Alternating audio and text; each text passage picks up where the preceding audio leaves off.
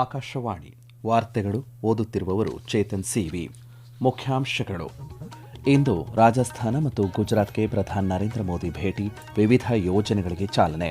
ಹಾರ್ಮುಜ್ ಜಲಸಂಧಿ ಮಾರ್ಗ ನಿರ್ಬಂಧವಿದ್ದಾಗಲೂ ಭಾರತ ಇಂಧನ ಕೊರತೆ ಎದುರಿಸಿಲ್ಲ, ಕೇಂದ್ರ ಸಚಿವ ಹರ್ದೀಪ್ ಸಿಂಗ್ ಪುರಿ.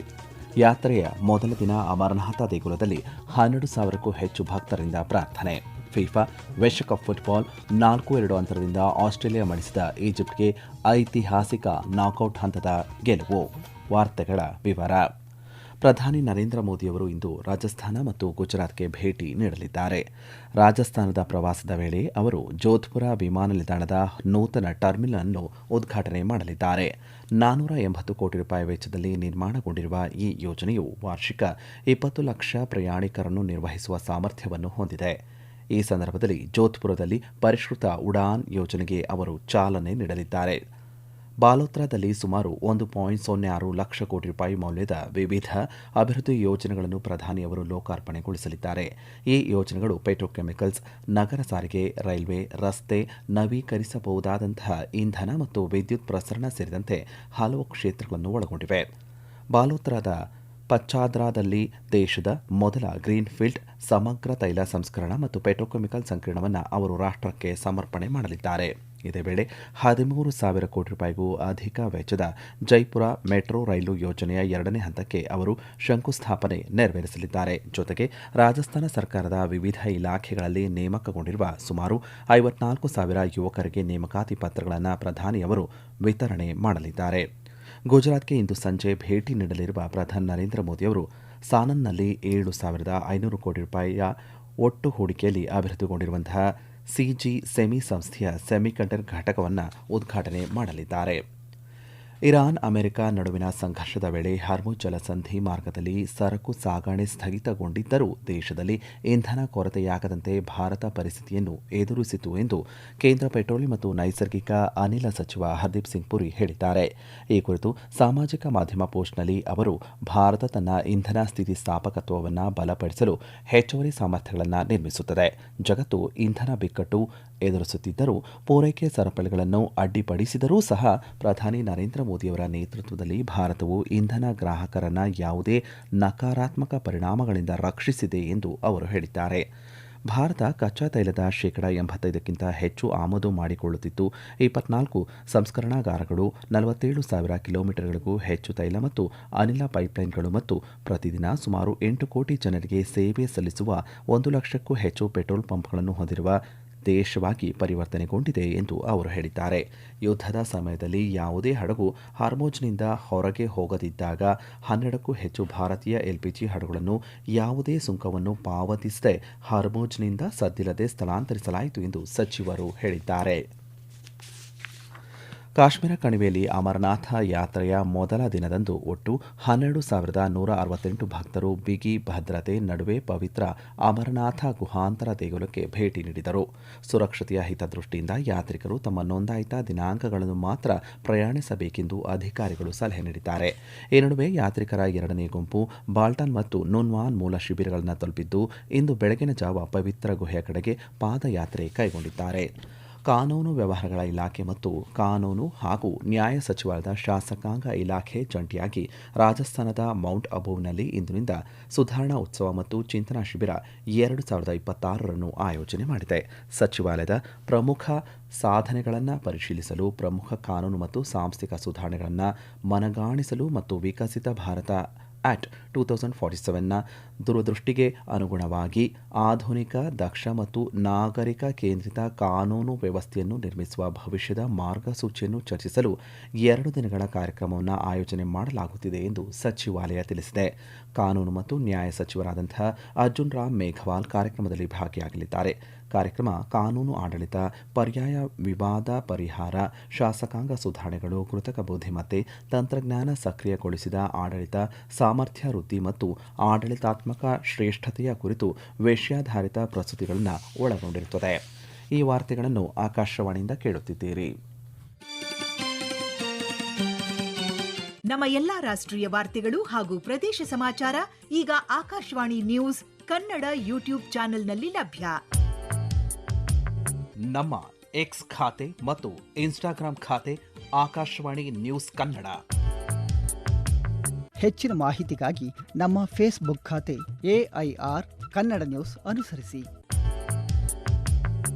ಮಾಹಿತಿಯ ಹೂರಣ ವಾರದ ಕಾರ್ಯಕ್ರಮ ಪ್ರಚಲಿತ ವಿದ್ಯಮಾನ ಪ್ರತಿ ಬುಧವಾರ 9:15ಕ್ಕೆ. ಕರ್ನಾಟಕ ರಾಜಧಾನಿ ಬೆಂಗಳೂರಿನಲ್ಲಿರುವಂತಹ ಐಟಿ ಕಂಪನಿಯೊಂದರ ಶಿಶು ವಿಹಾರದಲ್ಲಿ ದಾದಿಯರು ಚಿಕ್ಕ ಮಕ್ಕಳನ್ನು ಅಮಾನವೀಯವಾಗಿ ನಡೆಸಿಕೊಂಡ ಘಟನೆಗೆ ವರದಿಗೆ ಸಂಬಂಧಪಟ್ಟಂತೆ ರಾಷ್ಟ್ರೀಯ ಮಾನವ ಹಕ್ಕುಗಳ ಆಯೋಗ ಕರ್ನಾಟಕದ ಮುಖ್ಯ ಕಾರ್ಯದರ್ಶಿ ಮತ್ತು ಪೊಲೀಸ್ ಮಹಾನಿರ್ದೇಶಕರಿಗೆ ನೋಟಿಸ್ ಜಾರಿ ಮಾಡಿದೆ. ಮಾಧ್ಯಮ ವರದಿಯನ್ನು ಸ್ವಯಂ ಪ್ರೇರಿತವಾಗಿ ಪರಿಗಣಿಸಿ 2 ವಾರಗಳಲ್ಲಿ ಈ ವಿಷಯದ ಬಗ್ಗೆ ವಿವರವಾದ ವರದಿಯನ್ನು ನೀಡುವಂತೆ ಸೂಚನೆ ನೀಡಿದೆ. ಸುದ್ದಿ ವರದಿಗಳ ವಿಷಯ ನಿಜವಾಗಿದ್ದರೆ ಅದು ಮಾನವ ಹಕ್ಕುಗಳ ಉಲ್ಲಂಘನೆಯ ಗಂಭೀರ ಸಮಸ್ಯೆಗಳನ್ನು ಹುಟ್ಟುಹಾಕುತ್ತದೆ ಎಂದು ಆಯೋಗ ತಿಳಿಸಿದೆ. ಕ್ಯಾಂಪಸ್ನಲ್ಲಿ ಕೆಲಸ ಮಾಡುವ ವೃತ್ತಿಪರರ ಮಕ್ಕಳ ಮೇಲೆ ಕ್ರೌರ್ಯವನ್ನು ನಡೆಸುವ ವಿಡಿಯೋಗಳನ್ನು ಮಕ್ಕಳ ಸಹಾಯವಾಣಿ ಅಧಿಕಾರಿಯೊಬ್ಬರು ಸ್ವೀಕರಿಸಿದ ನಂತರ ಈ ಘಟನೆ ಬೆಳಕಿಗೆ ಬಂದಿದೆ ಎಂದು ಆಯೋಗ ಹೇಳಿದೆ. ಭಾರತದ ಮುಖ್ಯ ಚುನಾವಣಾ ಆಯುಕ್ತ ಜ್ಞಾನೇಶ್ ಕುಮಾರ್ ಇಂದು 2 ದಿನಗಳ ಭೇಟಿಗಾಗಿ ಮಧ್ಯಪ್ರದೇಶಕ್ಕೆ ಆಗಮಿಸಲಿದ್ದಾರೆ. ಅಧಿಕಾರ ವಹಿಸಿಕೊಂಡ ನಂತರ ಇದು ಅವರ ಮೊದಲ ರಾಜ್ಯ ಭೇಟಿಯಾಗಿದೆ. ಮೊದಲ ದಿನ ಮುಖ್ಯ ಚುನಾವಣಾ ಆಯುಕ್ತರು ಇಂದೋರ್ಗೆ ಭೇಟಿ ನೀಡಲಿದ್ದಾರೆ. ಅಲ್ಲಿ ಅವರು ಬೂತ್ ಮಟ್ಟದ ಅಧಿಕಾರಿ ಸಮ್ಮೇಳನದಲ್ಲಿ ಭಾಗಿಯಾಗಲಿದ್ದಾರೆ. ಇಂದೋರ್, ಉಜ್ಜಯಿನಿ, ದೇವಾಸ್, ಧಾರ್ ಮತ್ತು ಖಾಂಡ್ವಾ ಜಿಲ್ಲೆಗಳ 1,500ಕ್ಕೂ ಹೆಚ್ಚು ಬೂತ್ ಮಟ್ಟದ ಅಧಿಕಾರಿಗಳೊಂದಿಗೆ ಅವರು ನೇರವಾಗಿ ಸಂವಹನ ನಡೆಸಲಿದ್ದಾರೆ. ಭೇಟಿಯ 2ನೇ ದಿನ ಅವರು ಓಂಕಾರೇಶ್ವರ ಮತ್ತು ಮಹೇಶ್ವರದ ಧಾರ್ಮಿಕ ಮತ್ತು ಐತಿಹಾಸಿಕ ಸ್ಥಳಗಳಿಗೆ ಭೇಟಿಯನ್ನು ನೀಡಲಿದ್ದಾರೆ. ಅವರು ಓಂಕಾರೇಶ್ವರದಲ್ಲಿ ನರ್ಮದಾ ನದಿಯ ದಡದಲ್ಲಿ ಪ್ರಾರ್ಥನೆ ಸಲ್ಲಿಸಲಿದ್ದಾರೆ. ನಂತರ ಐತಿಹಾಸಿಕ ಮಹೇಶ್ವರ ಕೋಟೆಗೆ ಭೇಟಿ ನೀಡಲಿದ್ದಾರೆ. ಎಲ್ನಿನೋ ಪರಿಣಾಮದಿಂದಾಗಿ ದೇಶದ ಕೆಲವು ಭಾಗಗಳಲ್ಲಿ ಸಾಮಾನ್ಯಕ್ಕಿಂತ ಕಡಿಮೆ ಮಳೆ ಪರಿಸ್ಥಿತಿ ಬಗ್ಗೆ ಕೇಂದ್ರ ಗೃಹ ಸಚಿವ ಅಮಿತ್ ಶಾ ಮತ್ತು ಕೃಷಿ ಸಚಿವ ಶಿವರಾಜ್ ಸಿಂಗ್ ಚೌಹಾಣ್ ಅವಲೋಕನ ಸಭೆ ನಡೆಸಿದರು. ಕೇಂದ್ರ ಗೃಹ ಕಾರ್ಯದರ್ಶಿ ಮತ್ತು ಕೇಂದ್ರ ಕೃಷಿ ಹಾಗೂ ರೈತ ಕಲ್ಯಾಣ ಕಾರ್ಯದರ್ಶಿ ಸೇರಿದಂತೆ ವಿವಿಧ ಸಚಿವಾಲಯಗಳು ಮತ್ತು ಇಲಾಖೆಗಳ ಹಿರಿಯ ಅಧಿಕಾರಿಗಳು ಸಭೆಯಲ್ಲಿ ಭಾಗಿಯಾಗಿದ್ದರು. ಸಭೆಯಲ್ಲಿ ಎಲ್ ನಿನೋದಿಂದಾಗಿ ದೇಶದ ಕೆಲವು ಭಾಗಗಳಲ್ಲಿ ಸಾಮಾನ್ಯಕ್ಕಿಂತ ಕಡಿಮೆ ಮಳೆ ಮತ್ತು ಸಂಭಾವ್ಯ ಬರ ಪರಿಸ್ಥಿತಿಗಳ ಬಗ್ಗೆ ಸರ್ಕಾರ ನಿರಂತರವಾಗಿ ಪರಿಸ್ಥಿತಿಯನ್ನು ಮೇಲ್ವಿಚಾರಣೆ ಮಾಡುತ್ತಿದೆ ಎಂದು ಅಮಿತ್ ಶಾ ಹೇಳಿದ್ದಾರೆ.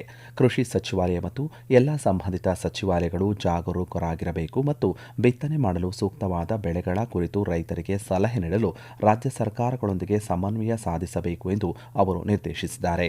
ದೇಶಾದ್ಯಂತ ಎಲ್ಲ ಜಲಾಶಯಗಳನ್ನು ಮೇಲ್ವಿಚಾರಣೆ ಮಾಡುವಂತೆ ಅವರು ಜಲಸಂಪನ್ಮೂಲ ಇಲಾಖೆಯ ಅಧಿಕಾರಿಗಳಿಗೆ ಸೂಚನೆ ನೀಡಿದ್ದಾರೆ. ಮೇವು, ರಾಗಿ ಮತ್ತು ದ್ವಿದಳ ಧಾನ್ಯಗಳಂತಹ ಕಡಿಮೆ ನೀರಿನ ಅಗತ್ಯವಿರುವಂತಹ ಪರ್ಯಾಯ ಬೆಳೆಗಳ ಮೇಲೆ ಗಮನ ಹರಿಸುವ ಅಗತ್ಯವನ್ನು ಅವರು ಹೇಳಿದ್ದಾರೆ. ಇತ್ತೀಚಿನ ಭಾರೀ ಮಳೆ, ದಿಢೀರ್ ಪ್ರವಾಹ ಮತ್ತು ಭೂಕುಸಿತದಿಂದ ಉಂಟಾದ ಹಾನಿಯನ್ನು ನಿರ್ಣಯಿಸಲು ಅಸ್ಸಾಂ ಮತ್ತು ಅರುಣಾಚಲ ಪ್ರದೇಶಕ್ಕೆ ಗೃಹ ಸಚಿವಾಲಯದ ಅಂತರ ಸಚಿವಾಲಯ ಕೇಂದ್ರ ತಂಡವನ್ನು ನಿಯೋಜಿಸಬೇಕೆಂದು ಸಚಿವರು ಸೂಚನೆ ನೀಡಿದ್ದಾರೆ. ಯುಎಸ್ನ ಆರ್ಲಿಂಗ್ಟನ್ನಲ್ಲಿ ನಡೆದಂತಹ ಫಿಫಾ ವಿಶ್ವಕಪ್ನ ಪೆನಾಲ್ಟಿ ಶೂಟೌಟ್ನಲ್ಲಿ ಆಸ್ಟ್ರೇಲಿಯಾವನ್ನು 4-2 ಅಂತರದಿಂದ ಸೋಲಿಸಿದ ನಂತರ ಈಜಿಪ್ಟ್ 16ರ ಸುತ್ತಿಗೆ ಮುನ್ನಡೆ ದಾಖಲಿಸಿದೆ. 90 ನಿಮಿಷಗಳ ನಿಗದಿತ ಸಮಯ ಮತ್ತು 30 ನಿಮಿಷಗಳ ಗೋಲು ರಹಿತ ಹೆಚ್ಚುವರಿ ಸಮಯದ ನಂತರ ಆಸ್ಟ್ರೇಲಿಯಾ ಮತ್ತು ಈಜಿಪ್ಟ್ 1-1 ಅಂತರದಲ್ಲಿ ಸಮಬಲ ದಾಖಲಿಸಿದವು. 92 ವರ್ಷಗಳಲ್ಲಿ ಮೊದಲ ಬಾರಿಗೆ ವಿಶ್ವಕಪ್ ನಾಕೌಟ್ ಹಂತದ ಗೆಲುವು ದಾಖಲಿಸುವ ಮೂಲಕ ಈಜಿಪ್ಟ್ ಇತಿಹಾಸ ಬರೆದಿದೆ. ಮತ್ತೊಂದೆಡೆ ಅರ್ಜೆಂಟೀನಾ ಮತ್ತು ಕ್ಯಾಬೋ ವರ್ಡೆ ತಂಡಗಳು ಯುಎಸ್ ಮಿಯಾಮಿ ಗಾರ್ಡನ್ಸ್ನಲ್ಲಿ ನಡೆಯುತ್ತಿರುವಂತಹ 32ರ ರೌಂಡ್ ಆಫ್ 32 ಪಂದ್ಯದಲ್ಲಿ 2-2 ಅಂತರದಲ್ಲಿ ಸಮಬಲ ದಾಖಲಿಸಿವೆ. ನಿಗದಿತ ಸಮಯದ ನಂತರ ಸ್ಕೋರ್ಗಳು 1-1ರಲ್ಲಿ ಸಮಬಲಗೊಂಡಿವೆ. ಮೊದಲಾರ್ಧದ 29ನೇ ನಿಮಿಷದಲ್ಲಿ ಲಿಯೋನೆಲ್ ಮೆಸ್ಸಿಯ ಗೋಲಿನ ಮೂಲಕ ಅರ್ಜೆಂಟೀನಾ ಮುನ್ನಡೆ ದಾಖಲಿಸಿತು. ಈ ಸ್ಟ್ರೈಕ್ನೊಂದಿಗೆ ಮೆಸ್ಸಿ ಪಂದ್ಯಾವಳಿಯಲ್ಲಿ ತನ್ನ 7ನೇ ಗೋಲು ಮತ್ತು 6 ಪಂದ್ಯಾವಳಿಗಳಲ್ಲಿ ತನ್ನ 30ನೇ ಪ್ರದರ್ಶನದಲ್ಲಿ ತನ್ನ 20ನೇ ವಿಶ್ವಕಪ್ ಗೋಲು ಗಳಿಸಿದರು. 59ನೇ ನಿಮಿಷದಲ್ಲಿ ಡೆರಾಯ್ ಡುವಾರ್ಟೆ ಅವರ ಗೋಲಿನ ಮೂಲಕ ಕ್ಯಾಬೋ ವರ್ಡೆ ಸಮಬಲ ಸಾಧಿಸಿದರು. ಹೆಚ್ಚುವರಿ ಸಮಯದ ಆರಂಭದಲ್ಲಿ ಲೆನ್ಸಾಂಡ್ರೋ ಮಾರ್ಟಿನೆಜ್ ಅರ್ಜೆಂಟೀನಾವನ್ನು ಮುನ್ನಡೆಸಿದರು. ಆದಾಗ್ಯೂ ಹೆಚ್ಚುವರಿ ಸಮಯದ ಮೊದಲ ಅವಧಿಯಲ್ಲಿ ಸಿಡ್ನಿ ಲೋಬ್ಸ್ ಕ್ಯಾಬ್ರಾಲ್ ಮೂಲಕ ಕ್ಯಾಬೋ ವರ್ಡೆ ಪ್ರತಿದಾಳಿ ನಡೆಸಿ ನಂತರ ಸಮಬಲ ದಾಖಲಿಸಿದರು. ಕೊನೆಯಲ್ಲಿ ಮತ್ತೊಮ್ಮೆ ಮುಖ್ಯಾಂಶಗಳು. ಇಂದು ರಾಜಸ್ಥಾನ ಮತ್ತು ಗುಜರಾತ್ಗೆ ಪ್ರಧಾನಿ ನರೇಂದ್ರ ಮೋದಿ ಭೇಟಿ, ವಿವಿಧ ಯೋಜನೆಗಳಿಗೆ ಚಾಲನೆ. ಹಾರ್ಮೋನ್ ಜಲಸಂಧಿ ಮಾರ್ಗ ನಿರ್ಬಂಧವಿದ್ದಾಗಲೂ ಭಾರತ ಇಂಧನ ಕೊರತೆ ಎದುರಿಸಿಲ್ಲ, ಕೇಂದ್ರ ಸಚಿವ ಹರ್ದೀಪ್ ಸಿಂಗ್ ಪುರಿ. ಯಾತ್ರೆಯ ಮೊದಲ ದಿನ ಅಮರನಾಥ ದೇಗುಲದಲ್ಲಿ 12,000ಕ್ಕೂ ಹೆಚ್ಚು ಭಕ್ತರಿಂದ ಪ್ರಾರ್ಥನೆ. ಫಿಫಾ ವಿಶ್ವಕಪ್ ಫುಟ್ಬಾಲ್ 4-2 ಅಂತರದಿಂದ ಆಸ್ಟ್ರೇಲಿಯಾ ಮಣಿಸಿದ ಈಜಿಪ್ಟ್ಗೆ ಐತಿಹಾಸಿಕ ನಾಕೌಟ್ ಹಂತದ ಗೆಲುವು. ಇಲ್ಲಿಗೆ ವಾರ್ತಾ ಪ್ರಸಾರ ಮುಕ್ತಾಯವಾಯಿತು. ನಮ್ಮ ಮುಂದಿನ ವಾರ್ತಾ ಪ್ರಸಾರ ಮಧ್ಯಾಹ್ನ 12 ಗಂಟೆಗೆ.